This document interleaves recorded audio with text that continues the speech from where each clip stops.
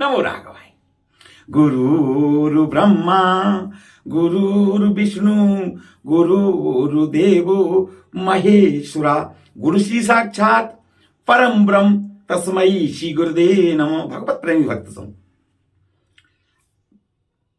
हम सनातन धर्म में अनेक त्योहार मनाते हैं, लेकिन त्योहारों के पीछे क्या कहानी है, क्या उसकी पौराणिक कथा है, वो हमें जानकारी नहीं होती। आज हम मकर संक्रांति के बारे में जानेंगे। मकर संक्रांति की पौराणिक कथा क्या है।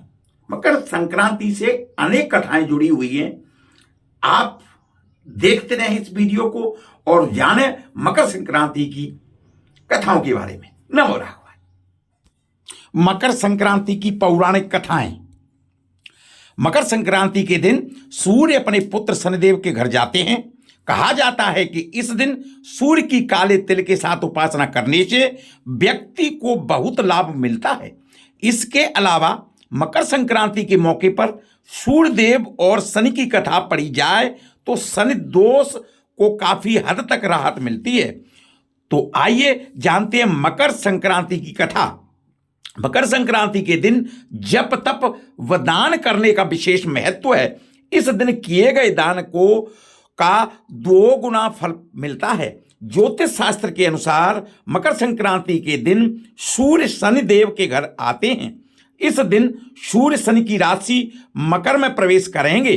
आपको बता दें कि पहले शनि देव की राशि कुंभ थी, लेकिन जब सूर्य देव शनि देव से प्रसन्न हुए तो उन्होंने उन्हें एक और राशि यानी कि मकर राशि प्रदान कर दी। मकर संक्रांति के दिन सूर्य देव और शनि की कथा पढ़ने से आप शनि दोष से काफी हद तक राहत पा सकते हैं। तो आइए जानते हैं मकर संक्रांति की कथा। मकर संक्रांति की कथा पौराणिक कथाओं के अनुसार सूर्य देव और शनिदेव में अच्छे संबंध नहीं थे। दरअसल इसका कारण था सूर्य देव का शनि की माता छाया के प्रति उनका व्यवहार। दरअसल शनि देव का रंग काला होने के कारण सूर्य देव ने उनके जन्म के दौरान कहा था कि ऐसा पुत्र मेरा नहीं हो सकता।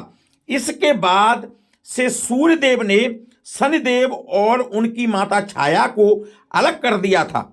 जिस घर में वह रहते थे उसका नाम कुंभ था। सूर्यदेव का शाप। सूर्यदेव के ऐसे व्यवहार से क्रोधित होकर छाया ने उन्हें श्राप दे दिया था। माता छाया ने सूर्यदेव को कुष्ठ रोग का श्राप दिया था, जिससे क्रोधित होकर सूर्यदेव ने छाया और शनिदेव का घर जलाकर राख कर दिया था। सूर्यदेव के पुत्र यम ने सूर्यदेव को उस श्राप से मुक्त किया था। साथ ही उनके सामने मांग रखी थी कि वह उनकी माता यानी कि छाया के साथ अपने व्यवहार में बदलाव लाएं। छाया और शनि से मिले सूर्यदेव। इसके बाद सूर्यदेव छाया और शनिदेव से मिलने के लिए उनके घर पहुंचे थे। जब सूर्यदेव वहां पहुंचे थे तो उन्होंने देखा कि वहां कुछ भी नहीं था, सब कुछ जलकर बर्बाद हो गया था। इसके बाद शनिदेव ने काले तिल से अपने पिता का स्वागत किया था। शनिदेव के ऐसे व्यवहार से प्रसन्न होकर सूर्यदेव ने उस दिन उन्हें नया घर दिया, जिसका नाम था मकर। इसके बाद से ही शनिदेव 2 राशियों कुंभ और मकर के स्वामी हो गए।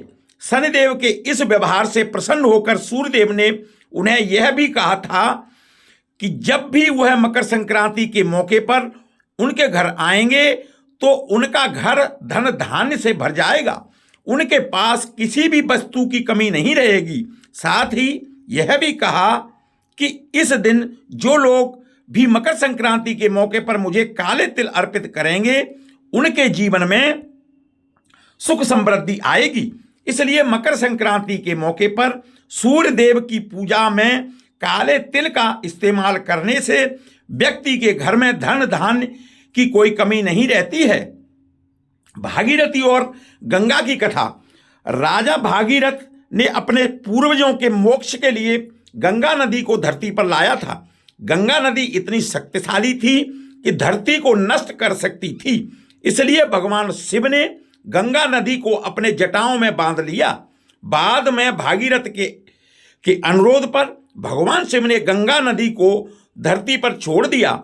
इस कथा के अनुसार गंगा नदी मकर संक्रांति के दिन ही धरती पर पधारी थी। दूसरी कथा भगवान विष्णु का वामन अवतार। भगवान विष्णु ने असुर राजा बलि को धोखा देकर पाताल लोक भेज दिया था।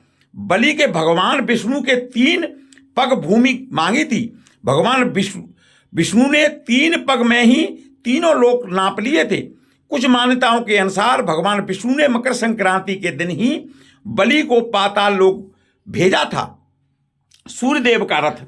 एक कथा के अनुसार सूर्यदेव का रथ 7 घोड़े द्वारा खींचा जाता है।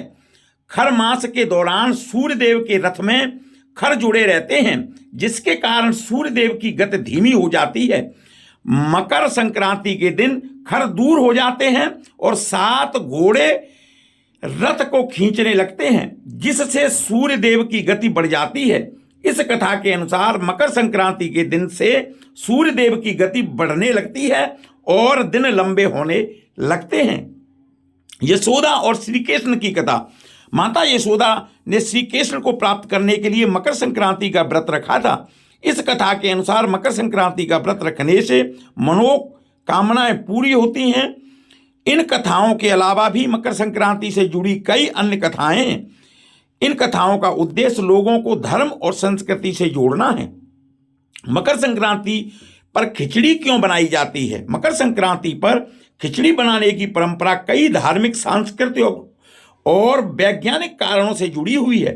खिचड़ी को सूर्य और शनि ग्रह से जुड़ा हुआ माना जाता है। कहते हैं कि इस दिन खिचड़ी खाने से घर में सुख समृद्धि आती है। खिचड़ी दाल, चावल और सब्जियों से मिलकर बनती है, जो संतुलित और पौष्टिक आहार है। सर्दियों में शरीर को गर्म और ऊर्जा देने वाला भोजन माना जाता है। खिचड़ी के साथ तिल गुड़ का सेवन किया जाता है, जो पाचन और स्वास्थ्य के लिए लाभकारी है। मकर संक्रांति पर खिचड़ी दान करना बहुत ही शुभ माना जाता है। गंगा स्नान और खिचड़ी दान का उल्लेख प्राचीन ग्रंथों में भी है। कथाओं का महत्व। कुछ कथाओं को समाज सुधारने का संदेश देती हैं, जैसे कि भगवान विष्णु का वामन अवतार, जो अधर्म का नाश करने और धर्म की स्थापना करने के लिए है। कई कथाएं प्रकृति के महत्व को दर्शाती हैं, जैसे कि गंगा नदी का धरती पर आना, यह हम प्रकृति के संरक्षण का महत्व सिखाता है। ये कथाएं हमें आध्यात्मिक विकास और प्रेरणा देती हैं। हम सीखते हैं कि हमें अपने अंदर देवता और भगवान तथा आत्मा को जगाना चाहिए और अच्छे कर्म करना चाहिए। नवराग भाई, आपने जाना कि मकर संक्रांति क्यों मनाई जाती है, इसके पीछे क्या कहानी है। इस दिन हम तिल खिचड़ी क्यों बनाते हैं, यह भी जाना। प्रभु दर्शन चैनल पर सनातन धर्म से जुड़े सारे त्योहारों की कहानी, शास्त्र, रामायण, भागवत, महाभारत की से जुड़ी हुई सब पौराणिक कथाएं, मंदिरों के बारे में जानकारी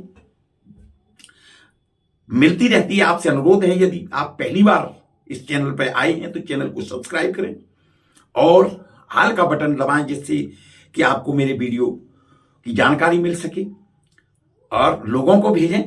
न बोला।